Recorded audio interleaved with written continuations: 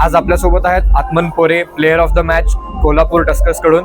आत्मन, congratulations. थोडंसं pitch बद्दल आणि तुझ्या पार्टनरशिप, बॉलिंग पार्टनरशिप बद्दल सांगशील? विकेटमध्ये खूप हेल्प होती.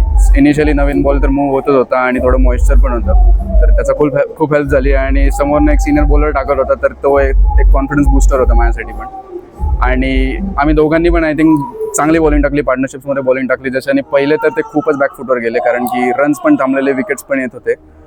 तर मग आमचा स्टार्ट खूप चांगला आला बेसिकली.